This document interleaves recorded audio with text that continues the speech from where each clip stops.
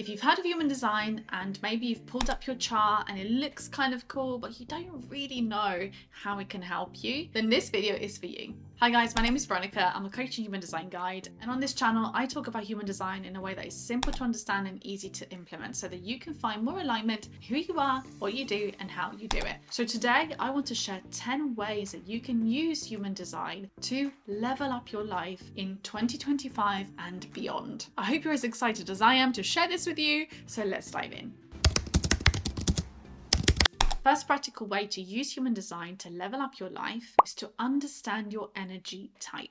In simple terms, your energy type is your natural way of using and absorbing energy. And by understanding this process, it becomes so much easier for you to learn to manage your energy and to direct it to the things that truly matter to you. So that you're not always feeling depleted and demotivated and deflated, but that you actually have the energy to do the things that make you happy, that contribute to your well-being. You can be one of 5 energy types in human design. Each type has a very unique way of interacting with the world. For example, the manifestors are the fire starters. They bring you ideas, they innovate, they initiate. The generators are the builders, the creators. They have sustainable energy that they can engage for long periods of time and they can really get stuff done. The manifesting generators are the multi-passionate, the multitaskers. They combine the speed of a manifestor and the focus of a generator, and they are brilliant at thinking outside the box, juggling loads of things at the same time, and living a life that is rich in variety. Projectors are the natural guides. They see things, they're very observant, and they have a special eye for seeing people and systems. And so they are great at guiding the other energy types, helping to manage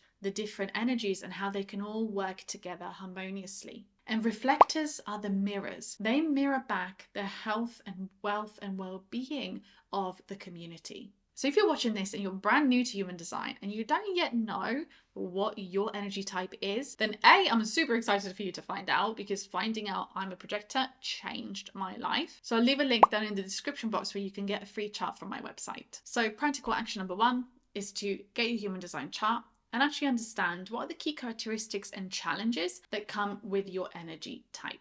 The second way that you can use human design to level up your life is to follow your strategy. Each energy type in human design has a corresponding strategy, and strategies are whether you're designed to attract aligned opportunities with ease. So the way that you can use this knowledge is to write down what your strategy is, maybe write it down on a post-it note and stick it on your mirror or somewhere visible, and challenge yourself to spend the next week following your strategy. As an example, if you're a projector watching this and your strategy is to wait for the invitation, by the way, I have a whole video on what that actually means and how to use that strategy correctly. But let's say that is your strategy. What you would do is you would spend a whole week not giving advice unless you've been invited to, not providing solutions unless someone specifically asked for you to share your wisdom, to not volunteer your guidance unless someone has come to you for that guidance. So spending a week following your strategy in everything that you do, it can actually be pretty tough, but it will hopefully show you the benefits. It will show you what things can be like. It will show you what it can actually feel like to preserve your energy for the right things and to start to experience that feeling of ease. The third way that you can use human design to level up your life is to embrace your authority. Authority in human design is the way that you're designed to make decisions. Everyone has a different decision-making style, which I know might be hard to believe because most of us have grown up in a world that tells you that the smart way to make a decision is to think things through, to make pros and cons lists, to ask the experts. However, we all have a different type of wisdom that we can tap into. For example, someone might have emotional authority. So the way that they're designed to make decisions is to really observe how the decision makes them feel and to sit with those feelings in order to gain clarity. Some people have sacral authority. So their gut really is their guide. They get gut feelings about whether something is a yes and they get really excited and they get this bubbling sensation, or whether something is a no and they have this shrinking, kind of pulling away feeling. And if you have sacral authority, for example, you may recognize that you've always had that feeling in your body, but now through human design, you're starting to understand what that means and how you can use it intentionally. You might have splenic authority like I do, which is very instinctual, it's very in the moment, it comes and goes, it's very quick, it's very raw. And there are many more different types. No matter what your authority type is, by you starting to notice it, become aware of it, lean into it, practice using it, you will find that you get deeper and deeper into your connection to yourself. You get more rooted in who you are, and you're going to start to trust yourself more. You're not always going to be running to other people to tell you what to do or what the right decision to make is, because you will feel confident in your own decision-making process. Number 4, you can use human design to explore your profile.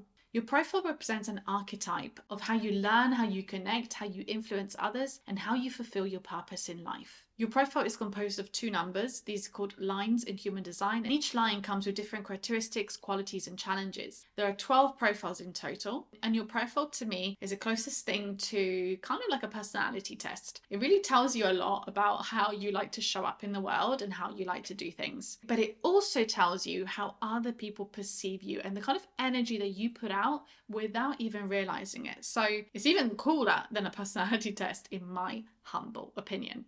So I invite you to really observe your life so far, the times where you faced challenges, the times where you thrived, and start to notice the thread between your profile and your experiences. Number 5, another way that you can use human design to level up your life is to understand your not self theme.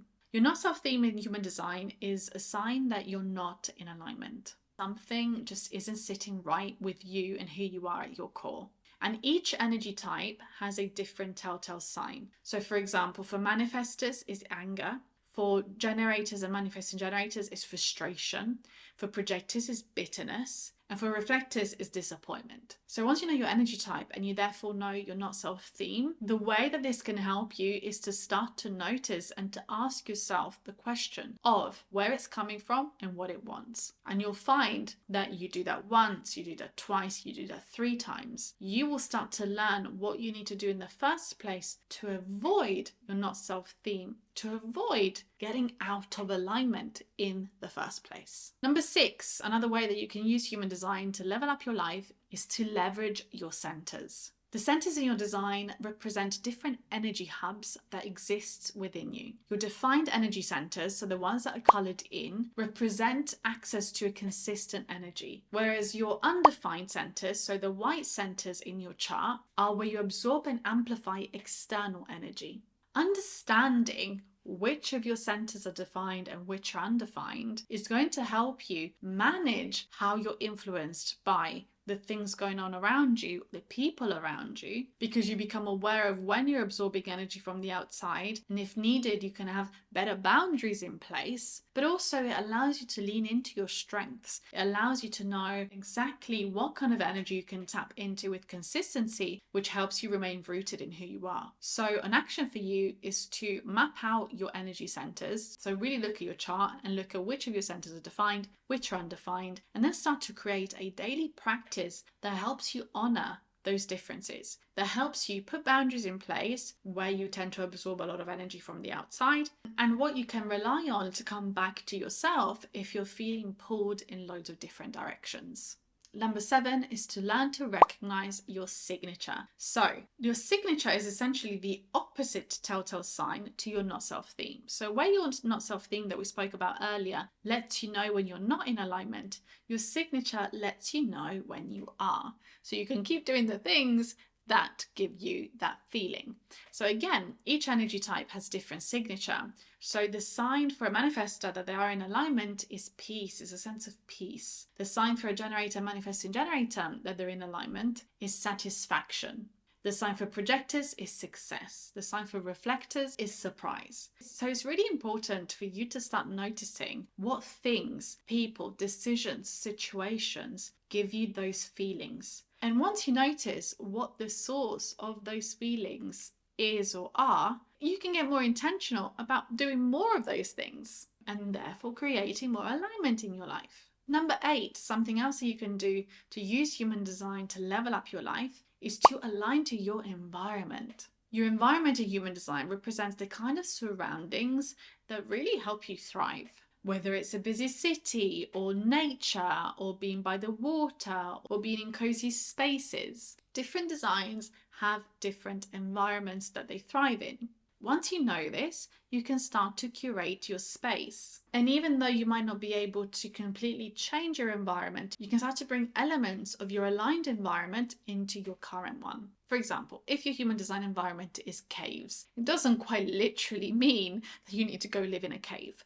But what it does mean is that you like these kind of enclosed spaces that make you feel protected. So the way that this could translate into modern day living is that you need a space, whether it's a room in your house, a corner of your house, where it feels very cozy and very protected. So you might not be able or want to move to a cave, but you can bring the element of protection and coziness to your current environment to help you thrive. Because you might find that when you are in that setting, you feel calmer, you feel more rooted, and your energy flows better. Number 9, another way that you can use human design to level up your life is to identify your superpowers. What I mean by this is to find out what channels you have active in your chart. Channels in human design are essentially connections between two defined energy centers. And what they give us is an insight into particular strengths that we have as individuals, or as I like to call them, superpowers. These give you information in relation to the areas and aspects that you're truly designed to thrive in, where you bring a lot of value. For example, you might have the leadership channel, and therefore you are a born leader. You have qualities of a leader. You're designed to help others achieve a particular outcome, serve your community, lead your people. And so by knowing that energy is in your design, you can really tap into and start to understand, how does this show up when I am in alignment? And how does this energy show up when I'm not? Because taking this channel as an example, you might find that someone who is in alignment and has the leadership channel is a brilliant guide, mentor, manager who listens and leads for the right reasons. Someone who isn't in alignment might be overpowering. They might be putting others down in order to lead them. They might be quite forceful in leading others somewhere they don't want to go. So once you know what your channels are, you can really understand yourself on such a deeper level, and it can make it so much easier for you to know